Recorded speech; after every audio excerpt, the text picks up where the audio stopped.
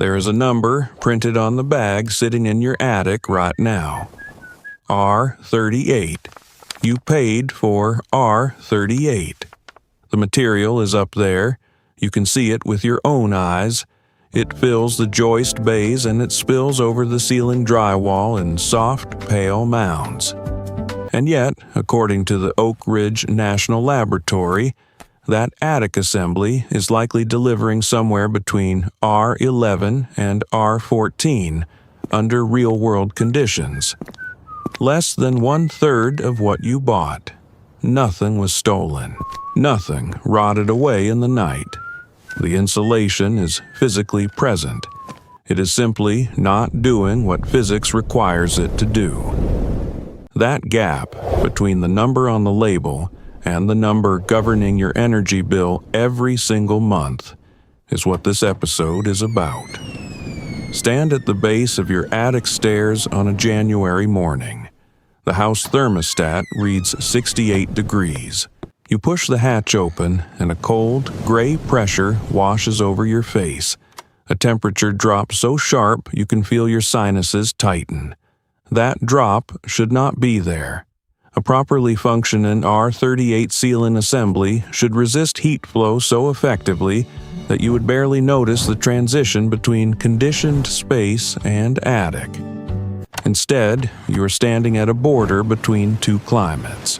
That border is costing you money every hour of every day this winter, and every hour of every day next summer, when the process reverses and the attic becomes a 400 square foot radiant oven pressing down on your ceiling.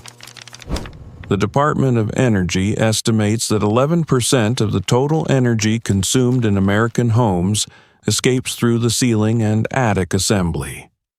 The national average is calculated using nominal R values, not real-world performance.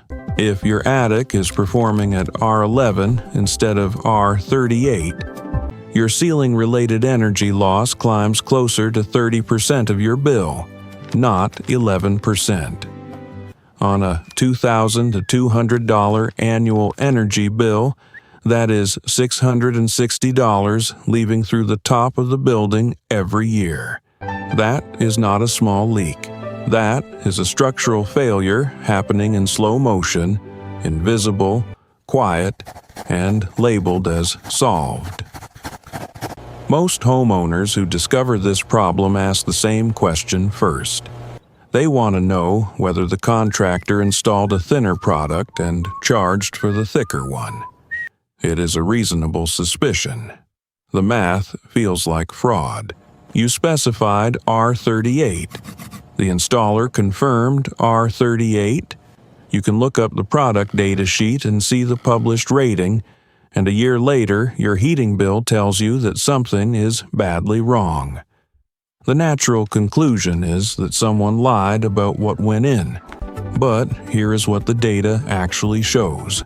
The R value printed on a bag of fiberglass bats or blown cellulose is measured in a laboratory on a horizontal sample at a controlled temperature of 75 degrees Fahrenheit, with no air movement, no moisture content above equilibrium, and no compressive load. The American Society for Testing and Materials Standard C518 governs that test. It is a real measurement. It is also a measurement of a material condition that almost never exists inside an occupied attic. The label is not fraudulent. It is simply describing a different object than the one sitting above your ceiling right now. The gap between the laboratory object and the real object is created by three separate mechanisms. Oak Ridge National Laboratory identified and quantified all three in research conducted across multiple decades of building envelope studies, and all three are present, to varying degrees, in the majority of existing residential attics across the country. The first mechanism is compression. Fiberglass bats and cellulose loose-fill trap still air within their structure, and that trapped air is the actual insulator. The rated R value depends on the material maintaining a specific thickness. because collapsing the air pockets between fibers replaces insulation with conduction. According to Oak Ridge National Laboratory data, a bat compressed to 75% of its rated thickness loses approximately 40% of its R value, and compression to 50% pushes that loss above 60%. This happens routinely where old bats have settled under their own weight, where storage boxes have been stacked on the insulation, or where an HVAC installer walked across the bat field during a service call. The second mechanism is moisture absorption. Cellulose insulation can absorb moisture from humid air without appearing wet to a casual inspection, and Oak Ridge National Laboratory testing shows that cellulose at 15% moisture content by weight loses between 20 and 25% of its dry R value.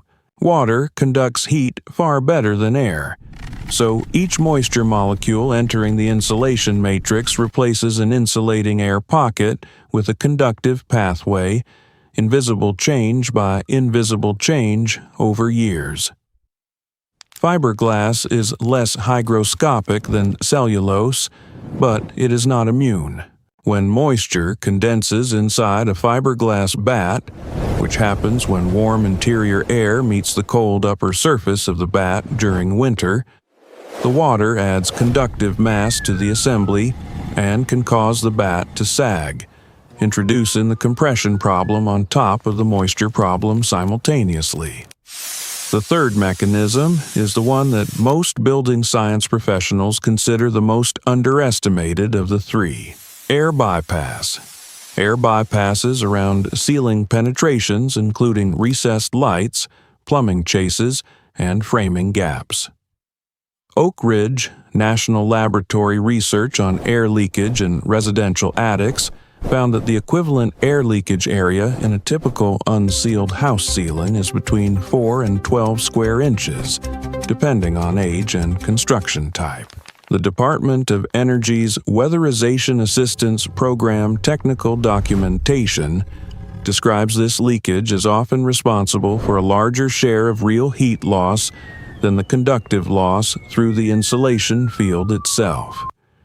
Here's the part that changes the math entirely. These three mechanisms do not take turns. They do not operate in a tidy sequence where you fix one and the problem is half solved. In an attic with 20-year-old insulation in a climate with any seasonal humidity variation, all three are almost certainly operating at the same time, in the same assembly, compounding each other. The compressed bat field cannot buffer temperature swings as effectively, so the dew point window inside the assembly expands, and more condensation occurs, adding moisture to an already compressed material. The moisture-laden insulation becomes heavier, pressing down on itself further, deepening the compression. And the air leakage pathways through the ceiling below carry warm, humid interior air directly into the attic, raising the moisture load on the insulation continuously. The Oak Ridge National Laboratory's research on combined degradation factors, cited in the Department of Energy's Residential Buildings Integration Program documents, describes this interaction as multiplicative rather than additive. You're not losing 30% to compression, then 25% to moisture, then a separate fraction to air bypass. The result is an R38 label on an assembly that, under these combined conditions, performs somewhere between R11 and R14. That is the number the Oak Ridge National Laboratory's whole attic testing consistently documents for degraded assemblies in occupied residential buildings. Now, you need to know whether your attic is one of them. The first check does not require any equipment. You go up. You bring a tape measure or a simple ruler. In at least 3 locations, you press the ruler straight down through the insulation field until it touches the ceiling drywall, then read the depth. For blown fiberglass, the Oak Ridge National Laboratory performance data is calibrated at 15 inches of depth for R38 at a density of 1.5 pounds per cubic foot. If your measurement reads 10 inches, you have either settled material or under installation. If it reads 4 or 5 inches, compression has already destroyed the performance regardless of what the original depth was. Look at the surface texture.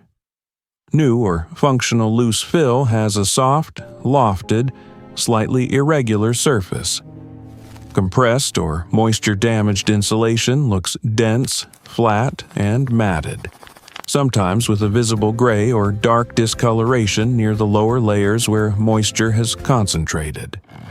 The second check requires one piece of inexpensive equipment, a thermohygrometer.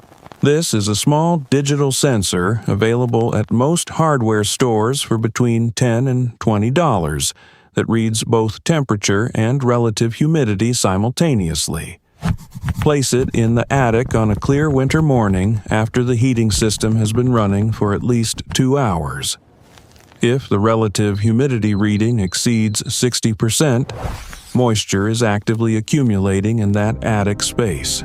According to the American Society of Heating, Refrigerating, and Air Conditioning Engineers, sustained relative humidity above 60% in an attic assembly creates conditions where moisture absorption into insulation materials is ongoing and progressive. If the temperature differential between the attic air and the conditioned space below is greater than 25 degrees Fahrenheit, on a day when outdoor temperatures are between 20 and 30 degrees, that thermal gap is direct evidence that the sealing assembly is not providing its rated resistance. Write down both numbers. They tell you exactly which of the 3 mechanisms is dominating your loss, and that determines which fix you address first. The fix has an order, and the order matters more than the materials. The first step costs nothing. Before you buy a single bag of insulation, before you rent any equipment, you air seal the ceiling plane. This means going into the attic and covering every penetration, every gap around recessed lights, every top plate gap between interior partition walls, every plumbing or electrical chase, with either rigid foam board cut to fit or fire-rated caulk rated for attic applications. The Department of Energy's Building America program documents this step as the single highest return action in residential envelope retrofits, with payback periods under 3 years in most climate zones. You're not buying anything yet. You're using foam scraps, a can of spray foam, and a tube of caulk, and you're closing the bypass pathways that make every other improvement you might make partly ineffective. This step alone, in a leaky attic, can reduce ceiling heat loss by 15 to 25%, according to Department of Energy weatherization data. The second step costs approximately $30 in materials for a typical attic access scenario and somewhat more for a full attic. Once the air sealant is complete and the ceiling plane is sealed, you assess whether the existing insulation can be salvaged. If the material is dry, meaning your thermohygrometer confirmed humidity below 60%, and there is no visible matting or discoloration, and if the depth measurements show at least 10 inches of remaining loft, you may be able to supplement by blowing additional material on top to restore rated depth. Bags of blown fiberglass or cellulose for a standard bag and blower rental run between $25 and $35 per bag at most building supply retailers, with blower rental often available for free with a minimum bag purchase. If the existing material is compressed to less than half its rated depth, or if your humidity reading showed sustained levels above 60%, suggesting active moisture loading, the calculus changes. You need to remove the compromised material before adding anything on top of it. because adding new insulation over wet or severely compressed material traps the moisture problem beneath a fresh layer. The new material will begin degrading immediately from below. This leads directly to the thing you must not do. Do not add insulation on top of compressed, moisture-laden material without air sealing first and without resolving the moisture source. It is the most common attic retrofit mistake documented in Department of Energy field inspection reports from the Weatherization Assistance Program. Homeowners and contractors alike assume that more material means more R value. It does in the laboratory. In a real attic where the ceiling plane is still leaking conditioned air and the existing base layer is holding moisture like a sponge, you're adding a fresh investment on top of a continuing failure. The new material will be degraded by the same mechanisms within 3 to 5 years. The problem will not be solved. It will simply be buried, literally, under a fresh layer of material that now makes the compromised layer beneath it harder to access. The third-tier fix for attics where removal of old material is necessary runs closer to $300 for the labor of a professional blower crew, combined with disposal and fresh material installation to rated depth. Some weatherization contractors operating under State Department of Energy program agreements offer this service at subsidized rates for income-qualifying households. The Department of Energy's Energy Saver website maintains a searchable database of weatherization assistance programs by state, which is worth checking before budgeting this work at full retail price. The number on the bag in your attic is not a lie. It is a promise made under laboratory conditions that your attic has been slowly, methodically breaking for years. Through compression, through moisture, through the air leaking past every gap and wire and pipe that the insulation was never designed to stop. The Oak Ridge National Laboratory measured that gap. The Department of Energy priced what it costs you. The fix, in order, is seal the air, assess what is there, then and only then add what is missing. That sequence, done once and done correctly, closes the distance between the number on the label and the number governing your energy bill. What you paid for starts working. The R value on the bag was not a lie. It just needed the right conditions to be true. Go into your attic and push down on your insulation with your hand. Does it spring back or does it stay flat?